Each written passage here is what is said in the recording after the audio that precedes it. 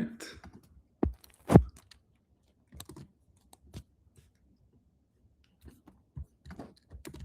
Let's see.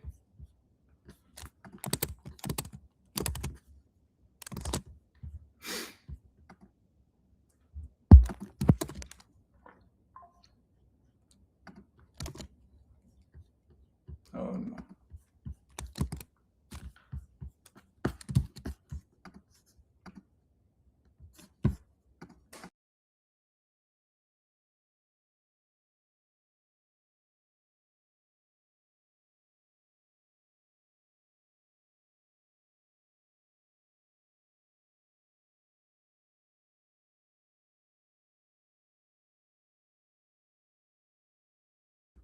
All right, I think we're live.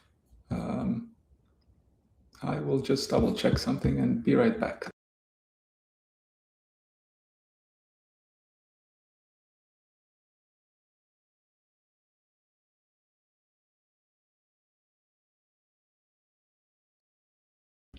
All right, maybe somebody on the Aptos team can confirm they can hear me. Nick, is all good? This is great. So let's just get started then. My name is Aline. I am the head of cryptography at Aptos Labs. I've been with Aptos for 4 years since we started the project. And today I have the great pleasure of telling you about confidential assets, which is one of my dearest projects at Aptos. So I'll just begin by having a moment of silence for veiled coins, which was the initial name of confidential assets. This was very dear to my heart, where unfortunately it didn't stick. And with that said, this is what we're going to talk about today. I'm going to explain to you what confidential assets are. I'm going to explain to you why we build confidential assets. I'm going to show you a little demo to see how nice the UX can be for confidentiality. And then the most fun part for me is I'm going to discuss how confidential assets work at a really low cryptographic level. And with that being said, let's get started. So as many of you know, the current status quo on blockchains, including Aptos, is that everything is public. These things are really designed for public state and public transactions. So if I have two Aptos accounts, Alice and Bob, here with their secret keys, if Alice has a public balance of 250 and Bob has a public balance of 100, Alice can send a public transaction sending $20 to Bob, and then the blockchain will validate and adjust their balances. So we're all familiar with this. This is kind of great, but it's not so great for privacy. Everybody sees Alice's balances and Bob's balances. Everybody sees the transaction amount being transferred, and everybody sees that Alice and Bob are transacting. So how can we improve over this? The idea is to add confidentiality as an option for transfers. So imagine we let our users to keep or maintain a confidential balance next to their public balance. So here Alice has 700 confidential coins and Bob has 500 confidential coins.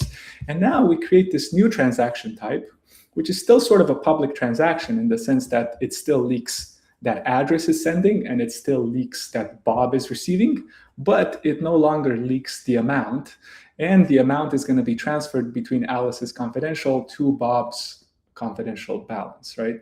And so that's kind of what we're trying to get here. We're trying to add optionality for confidentiality by creating a separate balance and allowing users to transfer between the separate confidential balances, right? So the idea here is that nobody sees your confidential balance, nobody sees the transferred amount. People, of course, will continue to see your public balance, that there's nothing we can do about that. The blockchain is live. It's been designed with public balances from the get-go. We would have to break everybody by removing public balances, but what we can do is we can add confidential balances, right? And an important caveat here is that if there is an auditor installed via governance, then this auditor can also optionally see the transferred amount. And although not depicted in this slide, it can also see the encrypted balances, which will also be encrypted for the auditor. And as I mentioned before, everybody, the validators, the full nodes, everybody who has access to the state or the chain's history can see the sender and the recipient addresses being involved in these confidential transactions. So that is not a goal of this work. That is separate work. Maybe we'll do that too later on down the road. All right. So now let's talk a little bit about the why. Why are we doing this? So the reason we're doing this is because fundamentally, confidentiality is about user safety. So if you can hide balances and amounts, then you can protect your users. A lot of users are getting targeted because people can see how much coins they have. Another reason to do it is because it unlocks new use cases. So you can imagine now you could have on-chain salaries being paid into your confidential balance without leaking to everybody how much money you make. We can also think about doing the same things for RSU and token grants. And I think there's other use cases too that are much more open-ended, like DeFi, and maybe we'll touch upon that later. That being said, I do want to emphasize that this feature is just about sending money from point A to point B. If you want to do DeFi, that'll involve more work being built on top of this feature. So currently, that's not supported. Another reason to do things this way is to have some regulatory compliance. So we want third-party auditors to see things in order to detect abuse and maintain a sane deployment, let's say. Lastly, I think it's really about building more human systems, right? So if you think of the public world that we have right now on chain, it's not exactly an intuitive world for people to live in. Like your bank account right now is not public. Your transaction history right now in Bank of America is not public. And I think the commissioner of the SEC recently, Hester Pierce, put this very beautifully.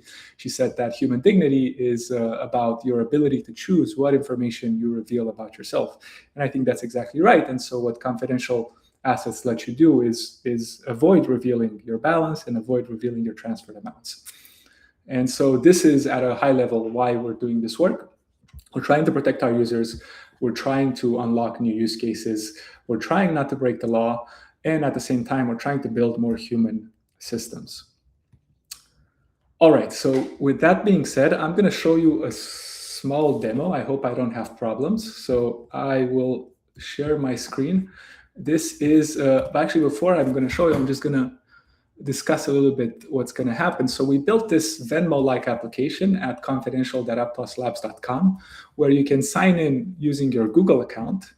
And then this uses Aptos keyless accounts. There's no key management that you need to do as a user. There's no wallet that you need to install. And when you log in, you get pretty much a Venmo-like flow. So you can deposit some coins, and then you can send coins confidentially. And then if you've received coins, you can sort of publicly withdraw them back into your public balance if you want, right? And importantly, we have a very nice confidential send feature where you can send to a username rather than a user-unfriendly address, right? And so all of this is possible via Aptos names. Now let's see if this works. So this demo has been deployed on testnet for a while. Hopefully it doesn't have any issues. It's always fun to do live demos. So I am going to log in with my Google. As you can see, I'm logged in. I have 5 APT here. And maybe I'm going to send 5 APT to one of you guys if you send me an address. I don't know who has access to the chat, but if you put a username here, I can send you some APT on testnet. Maybe, I don't know, Nick, if you're still on the call, if you have a username there. But if you don't, for now, I'm just going to do this. I'm just going to send to my friend Dport to APT, sent confidentially. And as you can see, my activity here has been updated. The transaction can be seen on Aptos Explorer. And so if you go to Aptos Explorer, the interesting thing is you can see it came from me. And I think you can also see that it went to Dport. And let's look a little bit at the payload, right? So what's being called is this confidential transfer function. And the arguments are kind of just cryptographic random stuff, right? There's nowhere where you can see the balance to. You'll have to take my word for that, but in a few minutes, I'll explain you how it works, and you won't have to take my word as much. And so, yeah, let me check if somebody put in a username in the chat. No, I don't see anything. Maybe the chat feature is not working. But yeah, that's the demo. We think this kind of experience is really cool for Web3. So no key management, sign in with your Google account. You don't need to install a wallet. You send money confidentially. This can be, I think, really, really nice. So let me go back to the slides. Great. Okay, so now I think, so let's see. Okay, that was pretty fast, 10 minutes. So for the rest of the talk, I will describe how confidential assets work. And this is kind of the reason why I wanted to do this Twitter Live, was to get into the nitty-gritty cryptographic details. But before we do that, let me tell you a little bit about what are the next steps with confidential assets on Aptos. So we are going to deploy the feature in mainnet in V143, which I think is going to happen within a week or within probably April. Testnet deployment is going to happen this week or next week, I think. And then we're going to enable confidentiality for the APT token. And then we are going to add native support in Petro Wallet to have a confidential balance and to transfer in and out from it. And with that being said, I will pause here for a minute to take some Q&A. Nick is telling me that the chat is only working for premium users. So I am not sure if I'm going to see anything there. Any questions? But nonetheless, I'll stop for a second, drink some water, and let's see if anything shows up.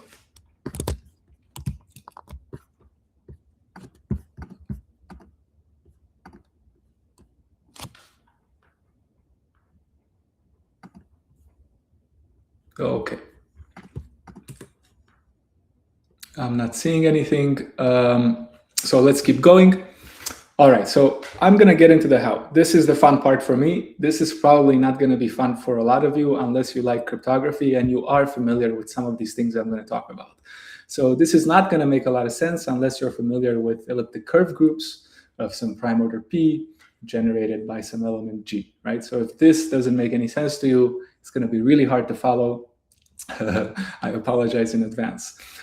Some familiarity with El-Gamal encryption is going to help a lot, but is not necessary.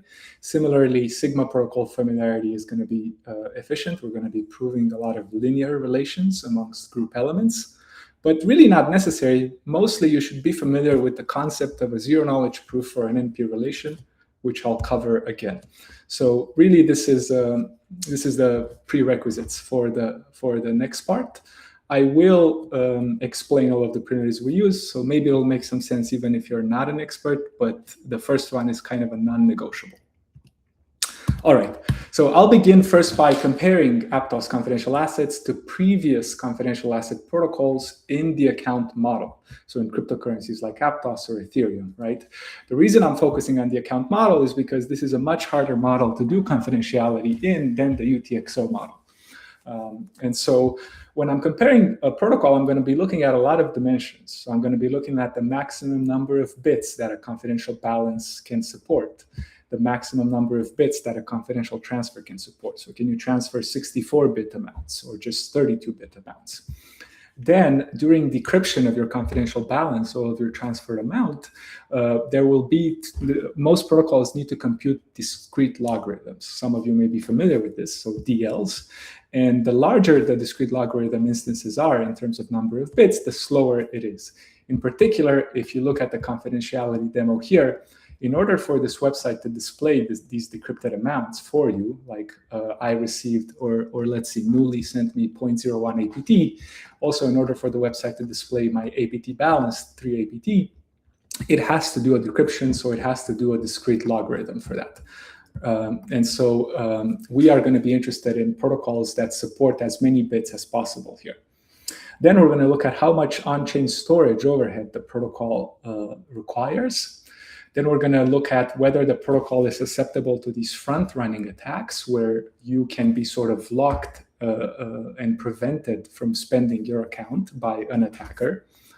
And then we're going to look at whether it supports auditors. So can you audit the transferred amounts? Can you audit the confidential balances?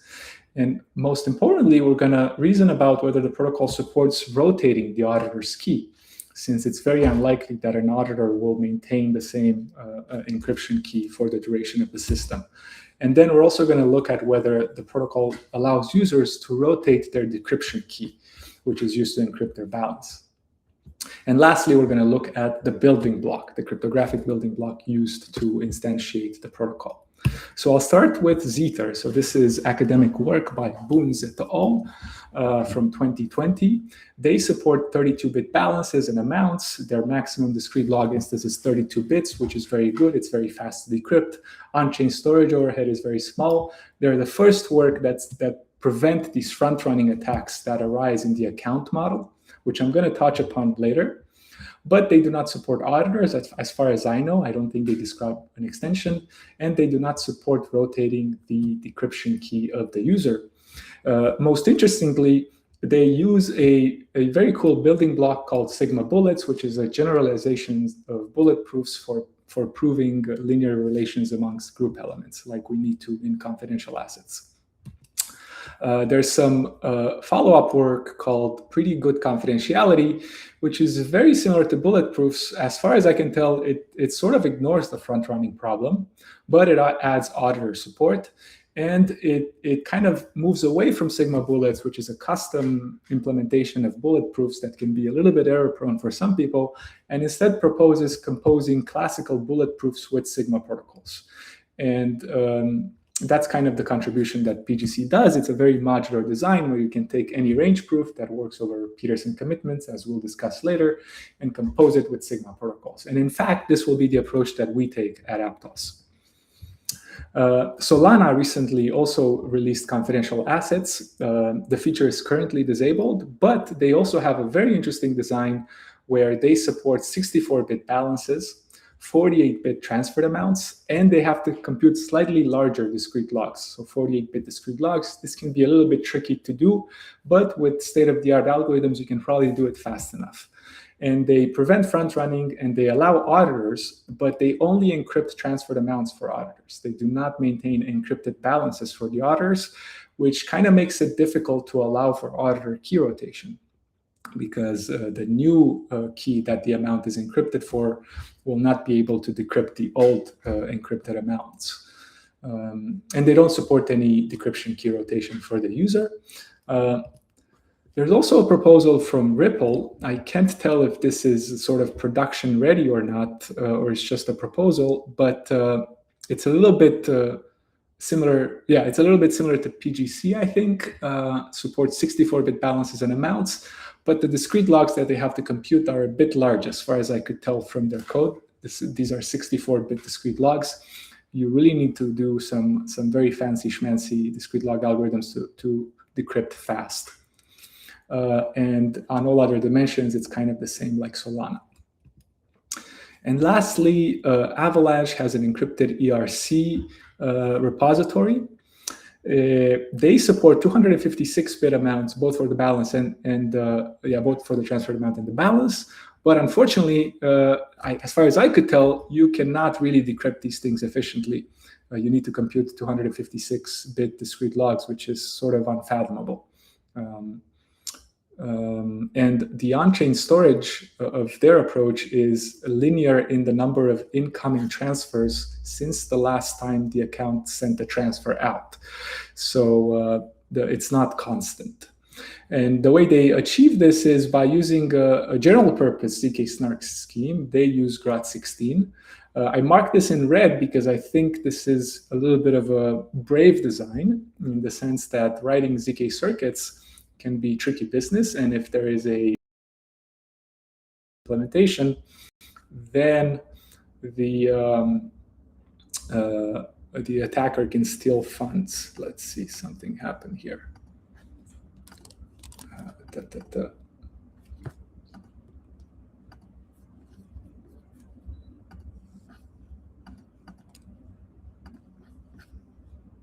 Okay.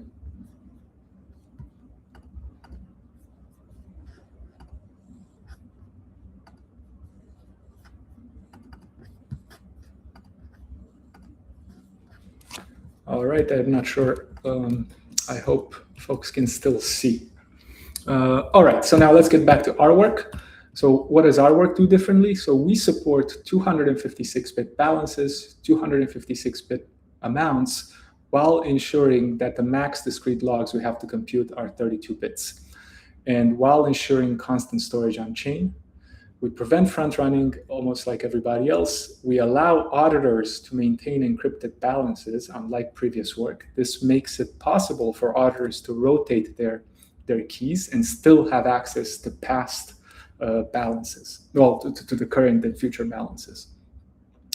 And we allow users to rotate their keys, and we take the same approach as PGC, which we really like conceptually. It's a very modular approach of combining bullet proofs and Sigma protocols.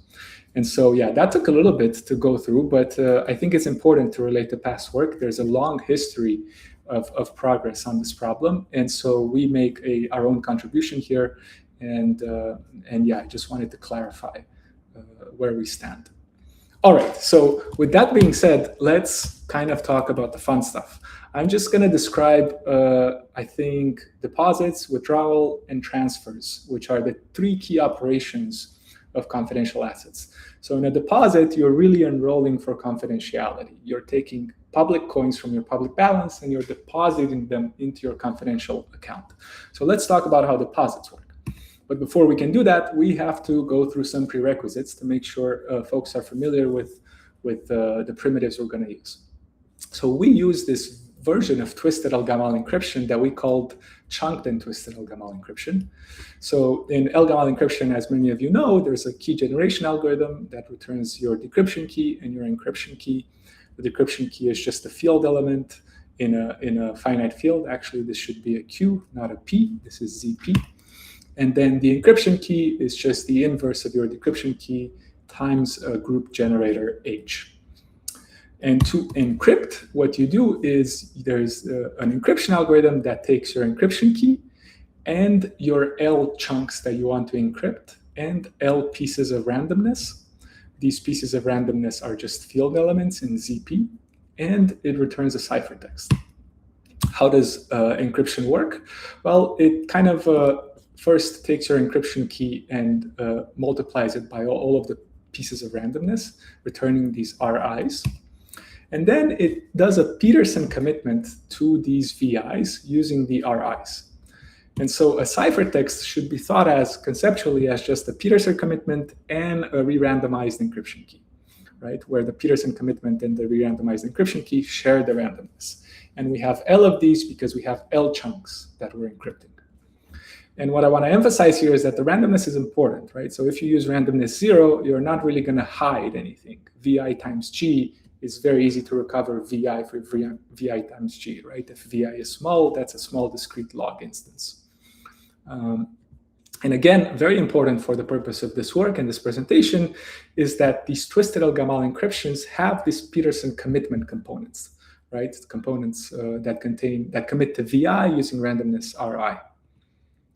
And throughout the presentation, when you see a bolded underlying variable like this, it usually denotes a vector.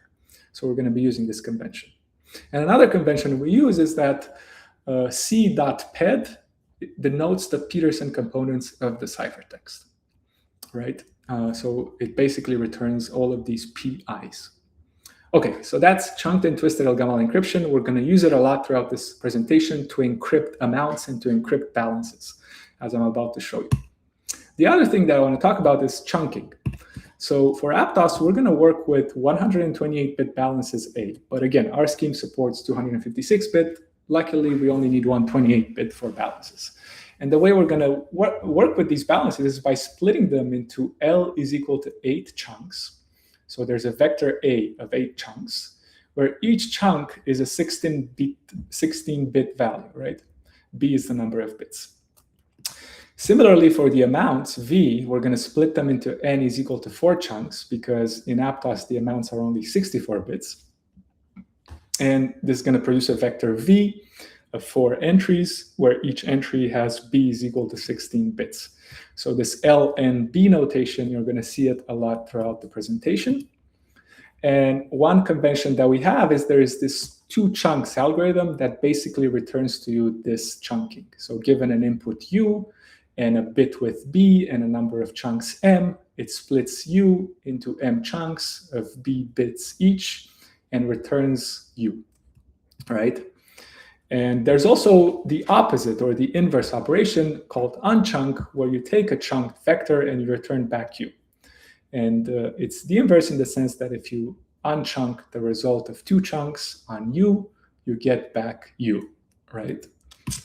And in other words, what two chunks really does is it returns u's base 2 to the b representation, right? And so, for example, if you call two chunks on an available balance A, it returns to you these AIs such that A is the sum over all of the i's of 2 to the 16 raised to the I times AI. So this is just a base 2 to the 16 representation of A, right? And actually, that's exactly how unchunk works. What unchunk does is it takes the AIs and it computes the sum and it returns back A. So that's why this holds. Same thing for V, of course.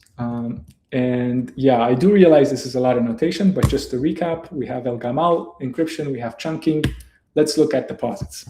So I'm going to be talking about a user, Sherry, who's generated her El Gamal encryption key EKS and has some public balance of $10, right?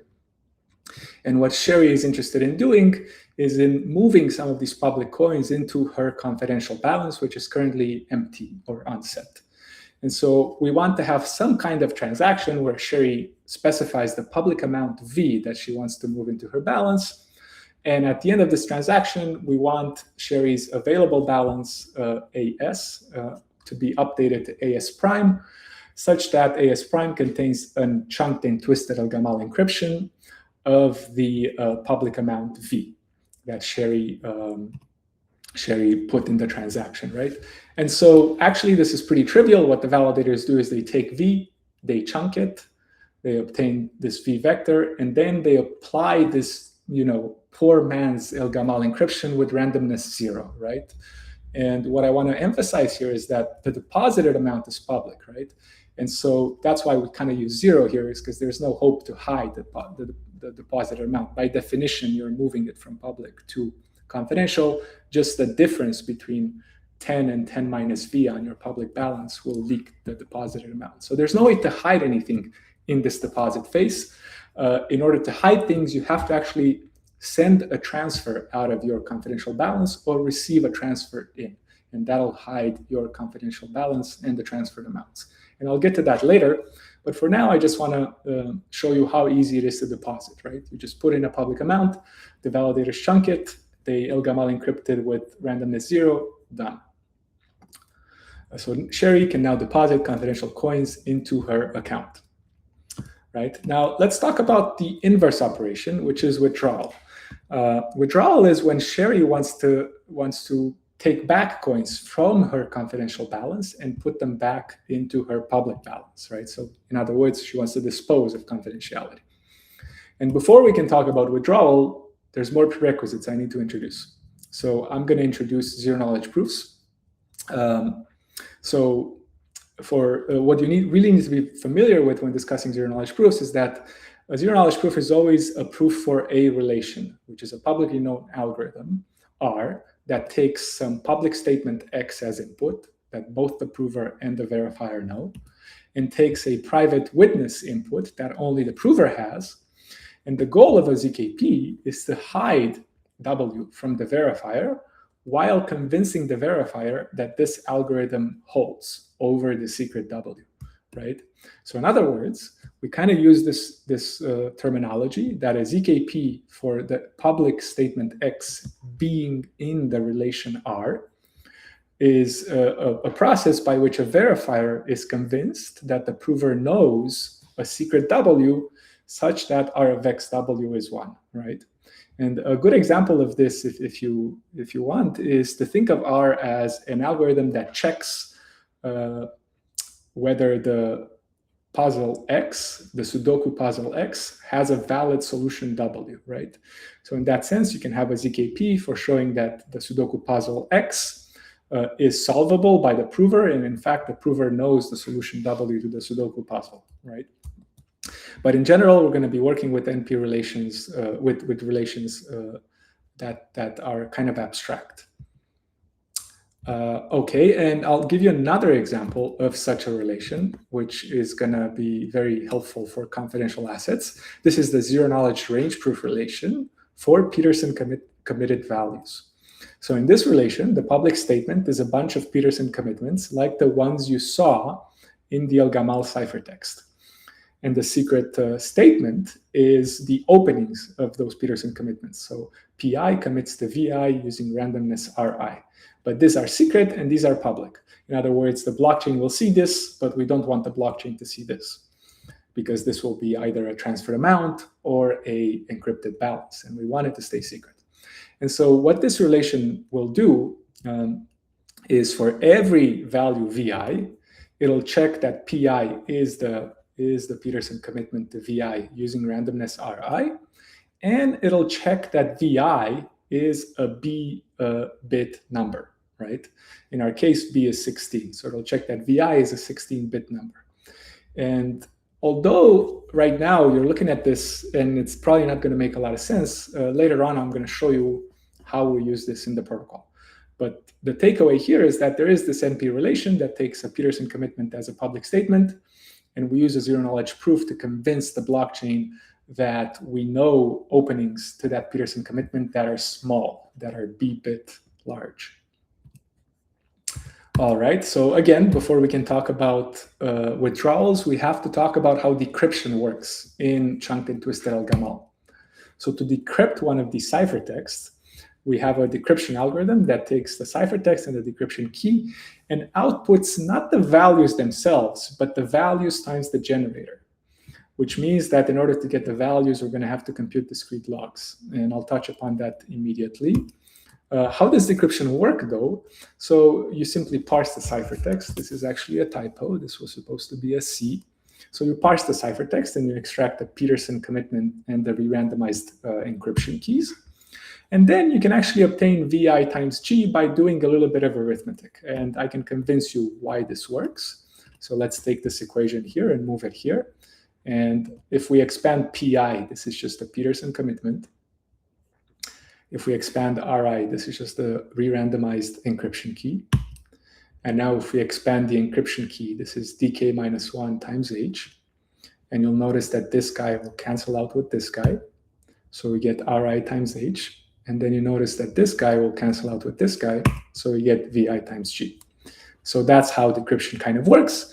Unfortunately, we only got VI times G. And to actually display the balance, kind of like I showed you on the confidential demo website, we need VI. We don't need VI times G. So how do we get VI? We have to solve a discrete logarithm problem instance, right? So that means that given VIG, we have to be able to compute VI somehow. There are many algorithms for this. In fact, we propose a faster one for the elliptic curve that we use. And I'll give you a link later to a resource describing it. What you need to know, though, for the purpose of this talk, is that solving discrete logs is pretty fast when the VIs are small. If they're 32 bits, you can solve them in 10 milliseconds in Rust. But if they get larger, it gets a little bit tricky. I think in practice, you can probably deal with 64 bits. But if you want to do this in the browser, it's going to be a little bit slow. So you want to be kind of conservative. So in our case, we stay conservative. We stick to 32 bits. And so another useful algorithm that I want to talk about actually is this decryption star algorithm, which instead of returning the chunks times G, it just returns the unchunked value, right? And the way this works is it just calls the decryption algorithm that returns the individual chunks times G. And then it applies the unchunking operation to these, right? And it obtains V times G. And so this we'll be using a little bit. It's just a small variation on the traditional decryption algorithm. Right. And so what I want to kind of clarify here is that this decryption algorithm is kind of an inverse operation to the encryption, right? So if you encrypt under some EK the value U chunked using some randomness R, then if you apply the decryption algorithm, you get back U times to the G, right? So decrypt of encrypt of 2 chunks of U returns U to the G, right? Naturally, as you would expect it to. If I encrypt U, I need to be able to get back U, right? There's a little bit of notational complication here due to all of the chunking that we're doing. All right, so that was quite a lot of prerequisites. So let's just recap, right? So we talked about zero knowledge proofs. We talked about zero knowledge proofs of range relations, where we proved that Peterson commitments are to values that are b-bit wide. We talked about how to decrypt in El-Gamal and how we get chunks times g, and we solve discrete logs to get back the chunk. And we talked about an auxiliary algorithm that returns the unchunked value times g. All right, so now let's talk about withdrawal. So let's say Sherry has a confidential balance, right? So she has some amount, A sub S, chunked, encrypted under the scheme, under her encryption key, with some randomness here that I'm ignoring, right? So again, this is a chunked representation of her available balance. And so what we want Sherry to be able to do is she has to be able to send some kind of transaction to the blockchain affecting her account. And by the end of this transaction, we want Sherry's balance to be updated to a new value, AS prime, such that this is a chunking of AS minus V. So we want Sherry to withdraw V publicly, right? And so obviously this transaction will need to include the public amount V. This is a public withdrawal. The goal is for Sherry to withdraw V coins from her confidential balance into her public balance. So I hope there aren't any connection problems. Okay. And yeah, so what is this transaction gonna include? Well, the first thing it's gonna include, it's actually gonna include this new available balance encrypted for Sherry. We call this a normalized balance for reasons that'll become apparent later. But most importantly, it has to include some kind of proof that this balance is correct. Otherwise, Sherry can encrypt anything there, right? So this is going to be a so-called withdrawal proof for an NP relation called R withdraw. And let me tell you what this NP relation does. So the public input is this, right? It's Sherry's encryption key, the amount she wants to withdraw, her old available balance, and her new available balance. And the secret input that we don't want blockchain to learn is Sherry's decryption key, the randomness used to encrypt her new available balance, and her new available balance, right? So what this relation is going to vouch for essentially is that AS prime is AS minus V, right? Really that AS prime has been computed correctly. And it does so by doing a bunch of checks. The first check is that, hey, the encryption key that you have here publicly, I know the decryption key for it, and it's a secret input, and here it is. I'm not going to leak it. Again, we're doing this in zero knowledge. And hey, the new available balance ciphertext is an encryption under this EKS that I just proved to you that I know the DKS for, of this secret AS prime with the secret R, which I'm not going to leak because we're doing everything in zero knowledge. And lastly, that if you decrypt the old available balance using this DKS, which we proved we know, then you get back the new balance. So you get back AS, right? This is the unchunking, minus V times G, minus the transferred amount. So this is really just saying that the new available balance minus V is encrypted in AS, because that's what I get by decrypting. And here you'll notice how I'm using that auxiliary decryption algorithm to get back V. This is sort of notational sugar, syntactic sugar for easily describing this. Right, and so this is the relation that convinces the blockchain that Sherry has correctly updated her new balance to be her old balance minus V. The question is this enough? And the answer is no, it's not. This would produce an awful infinite money glitch, and I'll show you how. So imagine Sherry's old available balance is 0, and imagine she puts V is equal to 1 in the transferred amount.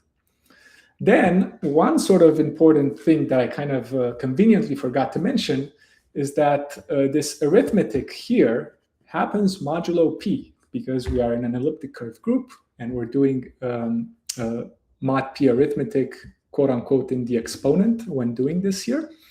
And so what is actually being computed here is AS minus V. The problem is that AS is 0, V is 1, and AS minus V is minus 1 mod P, which is really P minus 1, which is really infinite money. It's like 2 to the 256, right?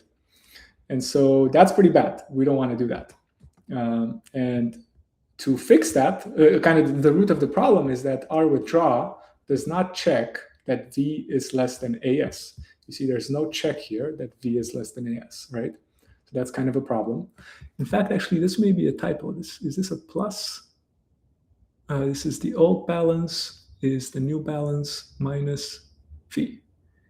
No, new balance is old minus V. So this is a typo. This should be a plus.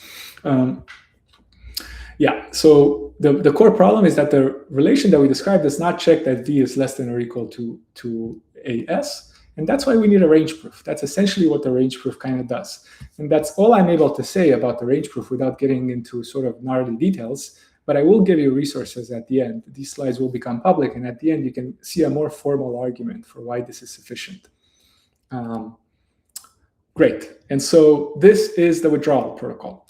Sherry can now withdraw confidential coins back into her public balance.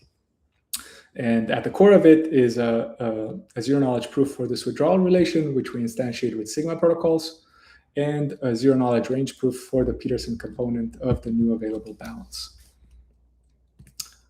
Right. So now that we covered deposits, we know how we can get money in our confidential account. We covered withdrawals. We know how to get money out of our confidential accounts. But of course, these would be kind of useless if we cannot actually transfer between our confidential accounts.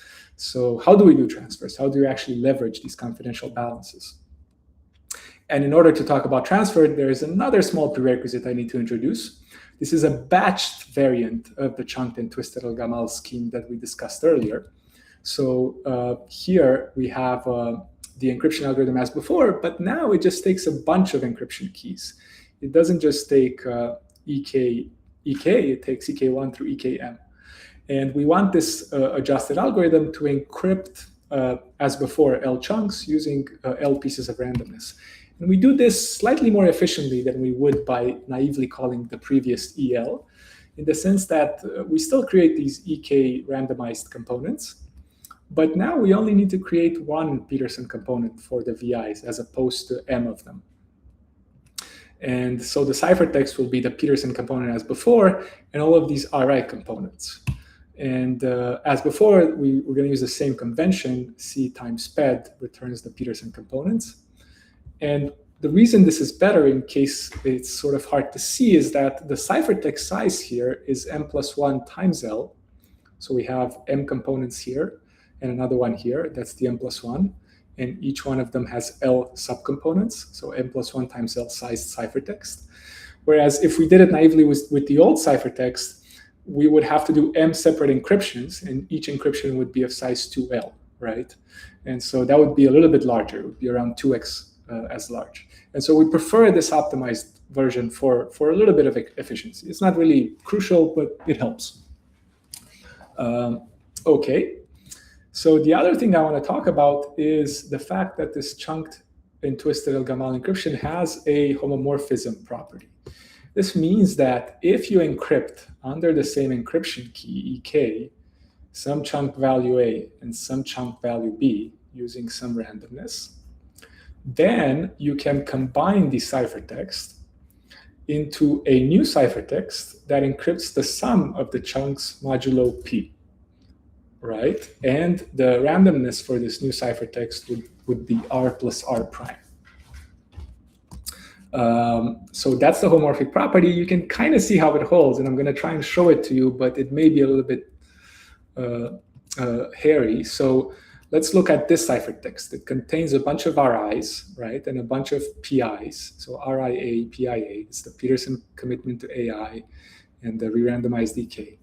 This guy will contain the same thing, except it's going to have RI primes and BIs, right? And so you can now kind of notice that if I add this guy with this guy, and then this guy with this guy, I get something pretty nice, right? I get RI plus RI prime, and I get AI plus BI, right? Things kind of combine very, very nicely, and that's why this property holds. If you don't see this immediately, just take my word for it.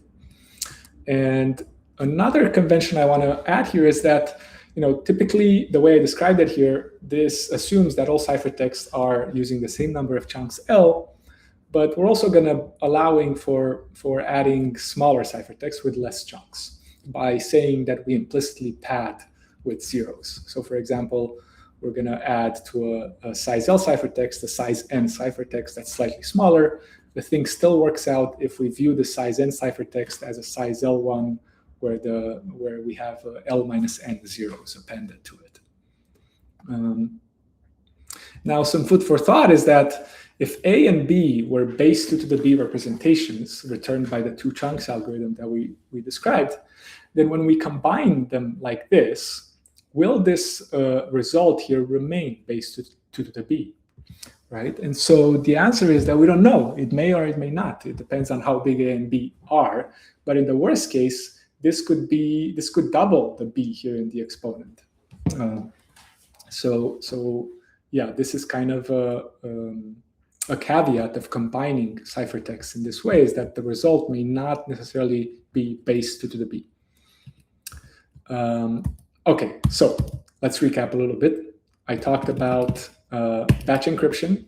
So I've just added a bunch of EKs here, and I've saved a little bit in my ciphertext size. This is just kind of an efficiency detail. And I talked about homomorphism, right? So this is how I can take two encryptions under the same EK for two different chunk values and get an encryption of their sums. So this is component by component vector sum, modulo P over each component. And next, we're ready to describe transfers. So let's say I have Sherry. She has her available balance as before, and she wants to do some sort of transaction that's confidential. And in this confidential transaction, she will obviously need to encrypt the transferred amount V. This is going to be chunked via the function that we are well familiar with. And it's going to be encrypted under her encryption key, but also under the recipient's encryption key, Rob in this case.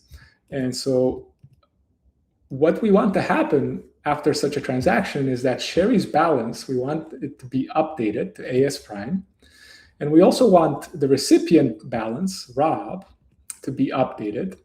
And here we're going to need to do some homomorphic update. This is why I introduced the preliminary. So we're going to want Rob's available balance to be his old available balance plus the ciphertext C, right? Such that we end up with an encryption of his old AR plus the transfer amount V. This is a typo, should have been an L here.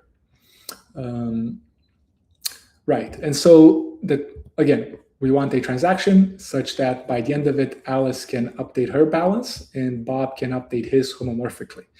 And what is this transaction going to have to contain? As with withdrawal, we're going to include Sherry's new balance in here. And we're going to prove, using a new zero-knowledge proof for a new relation, that this balance is correct. This zero-knowledge proof is going to be for an R transfer relation. And additionally, we're going to prove that the transferred amount and the new available balance are B-bit wide. This is going to avoid some problems like the ones I described before. I'll show you in a second. But first, let's talk about the transfer relation. So how does the transfer relation work? It takes the encryption keys of the sender, Sherry, the recipient, Rob. It takes the ciphertext of the encrypted amount. It takes Sherry's old balance. It takes Sherry's new balance as public, right? All of this is public. And as secret, as before, it takes the decryption key of Sherry, the randomness for her new available balance, and importantly, it takes the value V that Sherry is transferring secretly to Rob as a secret input. We don't want to leak it anymore. If you recall, in withdrawal, this V was kind of public. And how does the transfer relation work? It's actually embarrassingly simple.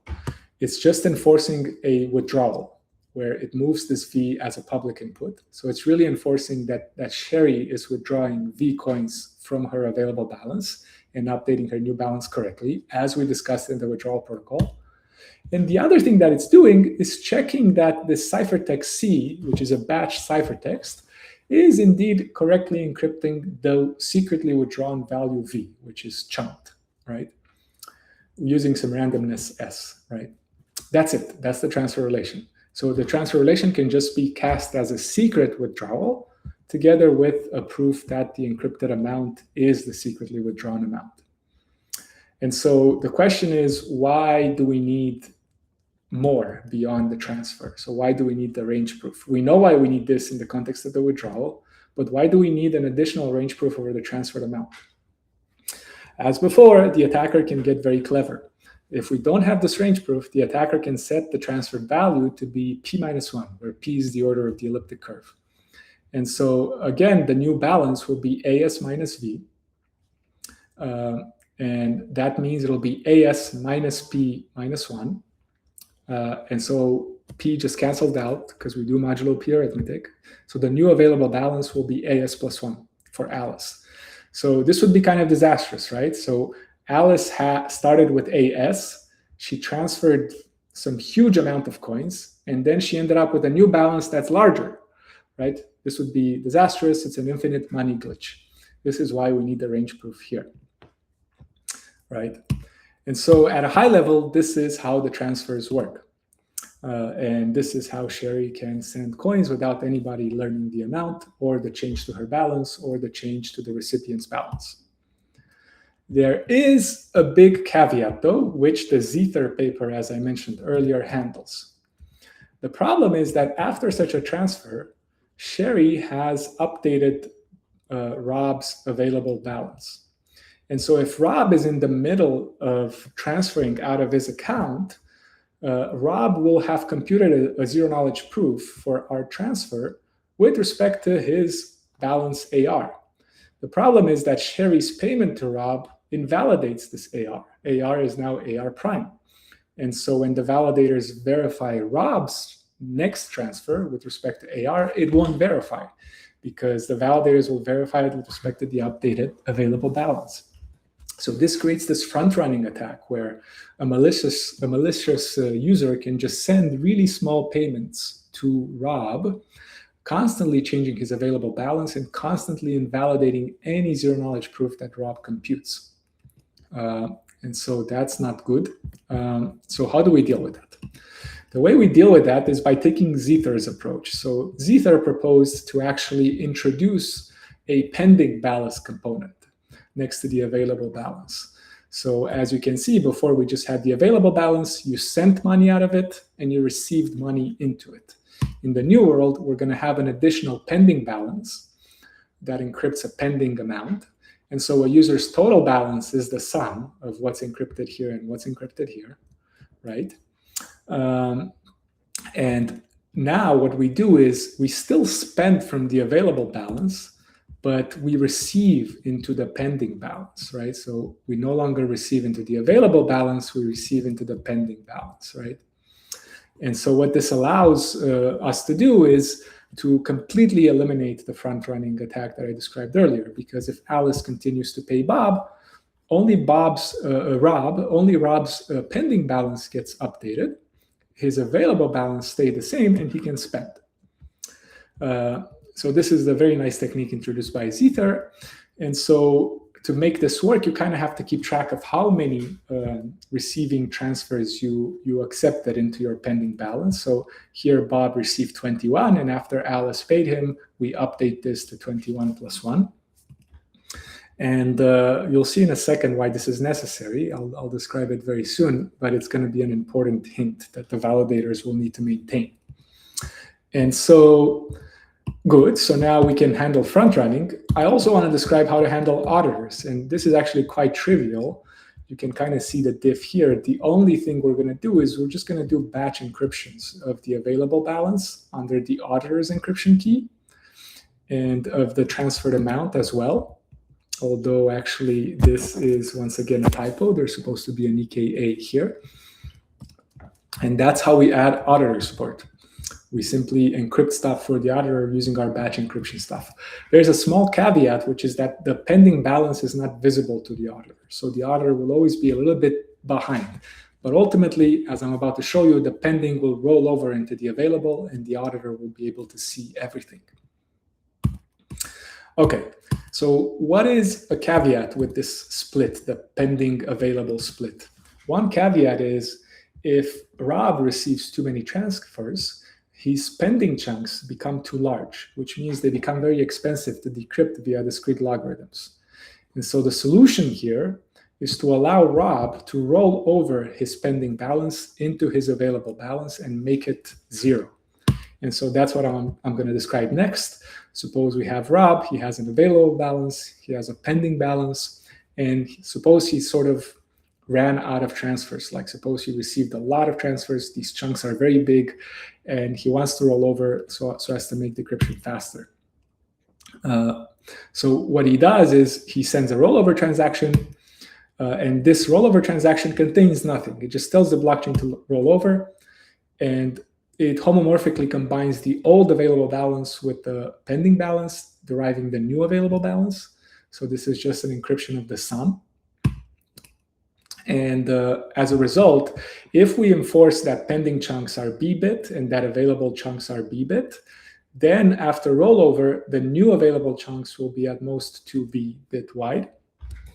And so if we want to make sure that we never compute discrete logarithms bigger than 2B bit wide, we kind of force the user to normalize their available balance to be B bits again by withdrawing 0 from their account. So basically, if you send a transaction withdrawing 0, that resets your available balance to be B bit again. If you recall, there was a range proof in the withdrawal, right? And so that's how we can make sure that the available balance remains small. Because I should re-explain that to be more clear. After a rollover, chunks are less than 2 to the B. If we were to do another rollover, they would be even bigger. And so we don't allow users to do another rollover until they normalize. This ensures that after a rollover, things remain less than 2 to the B, which allows us to compute discrete logs fast, right? And all right, that's basically it at a really high level, but still with enough detail. That's how confidential assets work. The key operations are deposit, withdrawal, transfer, rollover, and normalize, which is just a withdrawal of 0. There's a lot more details that you can find on my blog. In particular, you may be interested in the gas costs for these operations on Aptos. You can also find this discrete log algorithm that we optimized for our elliptic curve and benchmarks for it. You can learn a little bit about how auditing works. We have a global auditor that can be overridden by an asset-specific auditor. There's this notion of an effective auditor as a result. There's also a notion of sender-picked voluntary auditors. So the sender in a confidential transfer can optionally re-encrypt the transferred amount for anybody at once. It doesn't really need to be an auditor. We just call it an auditor. And that's basically it. There's a bunch of resources on Aptos Dev. In fact, this documentation, I have to update it with the PR very soon. The confidential asset move contract is here, but this link has expired. I will update it. The SDK is here. There's another PR that needs to merge. The payment demo that I showed you is at confidential.aptoslabs.com. It's also a public repo that also needs to be updated for the new version of the contract. And there's a lot more resources on my blog, as I mentioned before. And with that being said, there's not a lot of time, but I don't see any questions in the chat, unfortunately. But if I did, I would take some questions because it would be really nice too.